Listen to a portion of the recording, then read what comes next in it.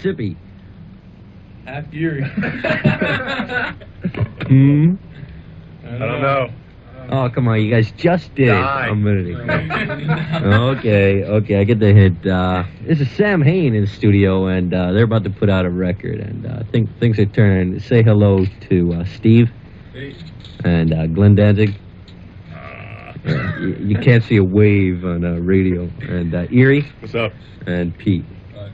Okay, Pete, you got to get a little closer, something like that. Anyway. Nobody cares about Pete. Okay, anyway, last time you guys were up here, you just played the show at the Rock Hotel and blah, blah, blah. What'd you think of that show? Well, it was for as much rehearsal as we got with Lyle, it was pretty good. He was kind of just coming up here and just flying right home, on People's Express night, $25 flight. He wasn't willing really to hang around and, work with the band. Didn't care. Yeah, really, it was, kind of like he was doing us, like he was acting like he was doing us a favor. Oh, nice of him, huh? Yeah, very nice of him. And so, I mean, originally it wasn't supposed to be like that, but then kind of like, On the pain as the show got closer and closer, you know what I mean? He wanted to act like, like a rock star, and I mean, I had that with Jerry and Doyle. I need that. Who are they? I don't know. So we got a new guy. We just got him this week. His name is Pete. Hi, Pete. Say hello, Pete. Okay, well, you told me, sir, something about Lyle. He only wanted to play guitar down. No, up and down. He wouldn't play down. He wouldn't play down because it was too punk rock. Right. I mean, if he had a valid reason, but he said it was too punk rock. He's afraid of it. He's a wimp. I mean, I got kind of along with him kind of all right, but these guys wanted to kill him. I mean, I did it a few times, but I had to keep these guys from killing him because he was just... And so you guys... I hope you're listening. Yes, well, so we just... he doesn't listen to we just didn't rock pick up radio. his option. After the Rock Hotel show, we just didn't call him anymore. And then he called me back about a couple weeks ago and was asking me what was going on, and I just said, well, it I'm didn't here at the work out. airport. Glenn, I'm here at the airport. Will you pick me up? Okay, well, aside from Lyle, what'd you think about the show, the crowd, how you guys were received? Well, at first I really wanted to bum everybody out, and by doing something new. I mean, I wanted something new. I wanted a lot more negative reaction than I got, but it turned out pretty positive, so maybe what happens is maybe people are a little more intelligent than I had given them credit for.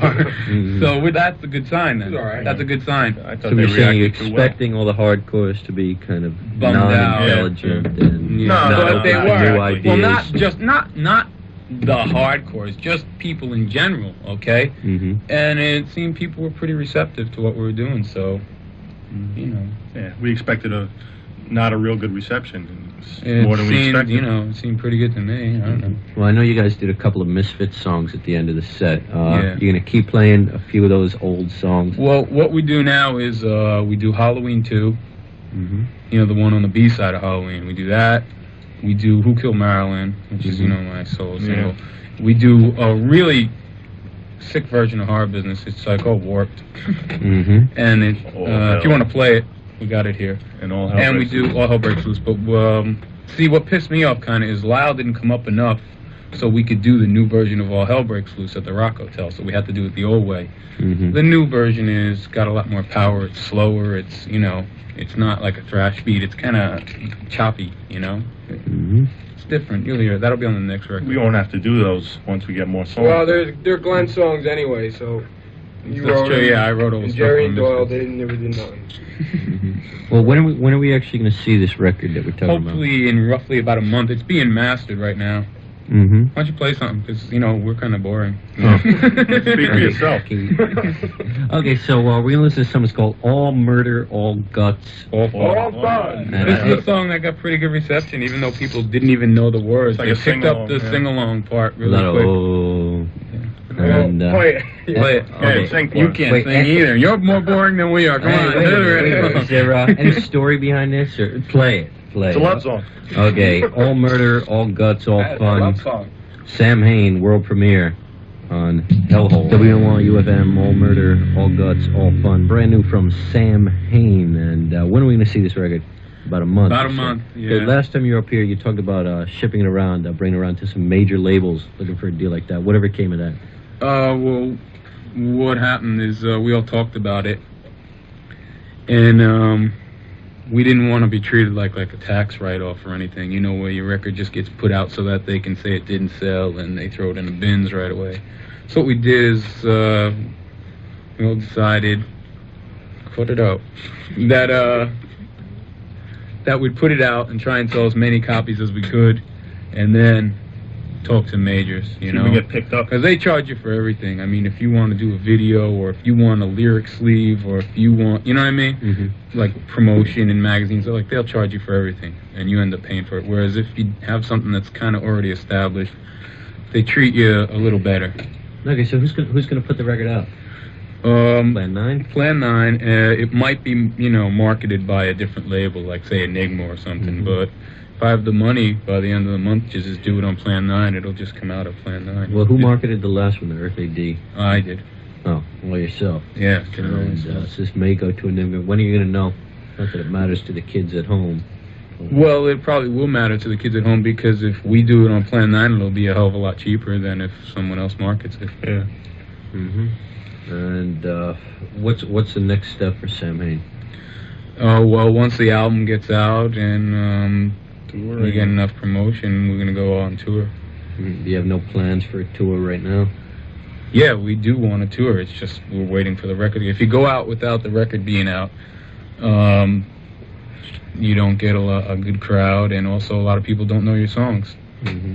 And it's better if people know your stuff and know what you're all about before they come and see you, you know. Yeah. Do you have any shows set up for the New York area, maybe? You guys kind of have a name already around here. Maybe in July in New York. Mm-hmm. And what else is going on? I know you put out this, we'll just talk about this briefly. You just put out this Misfits 3-track thing. 12-inch, Mm-hmm. that died down my dog, 12-inch. Yeah, that I just did because that was originally supposed to be put out here anyway. Mm-hmm. And I added a track, which is Mommy's studio version. Okay. It's not on any record. What do you guys have to say? Eerie, he's combing my hair. Steve is playing with the phone. So? Pete. Okay. Well, what are the plans for Morning Noise now? Since a few guys were in the Morning Noise band. Plug the show, Steve. Last show at Kraut. When's that? Rock Hotel, idiot. Rock Hotel. When is it? The 23rd. What is that? Next week. That's right, next week. Very good. And let's see. I'd like to thank you guys for coming down. We're gonna hear one more track. That was Glenn. And Classy guy. yeah. You guys have anything else to say? You want to wrap this up? Yeah, why not? Yeah, I don't care. Okay. What's this last track we're gonna hear?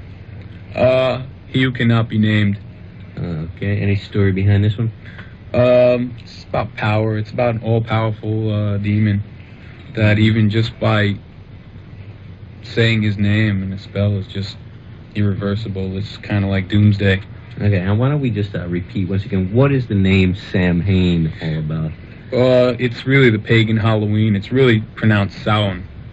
Uh-huh. Okay? And it's, they used to have sacrifices on Halloween to replenish the earth. It's Samhain, really. In other words, it celebrates the death of the earth, and then the rebirth is that spring, when everything grows again. Lovely. Okay? Everything used to be killed off. It's like Cattle, they would keep whatever cattle they had to keep to replenish Who was during they? spring. Was this Eastern Europe or something? Britain, Scotland, Ireland. What language does the word come from? Gaelic, which is Irish. It's Irish. Okay, so this is Samhain, He Who Cannot Be Named. Once again, I'd like to thank you guys for coming down. Yeah, give us a call. 212-598-3038. Yeah, Steve wants to chat. It's 598-3038. Have a nice conversation with Steve needs a Samhain. date. Thanks a lot. And, Yeah, go die. thanks for coming down. Thanks, Samhain, for coming down. And, you're welcome. And they're still here. That was He Who Cannot Be Named from the soon-to-be-released Samhain album, Hellhole. 10:56, time for me to get the Hellhole out of here. I'd like to once again thank Samhain for coming down. Steve's got a punk rock T-shirt on. And if you're wondering who's been giving you all the hassles on the phone, yeah, that's Steve, the drummer. So when Samhain plays, throw bottles at him or whatever. Anyway, you get a lot of calls, and okay, and to close out the show, we're gonna hear the remixes of the new Samhain version of Glenn Danzig's "Too Much Hard Business" on WNYU FM's Hellhole. This is Glenn Danzig.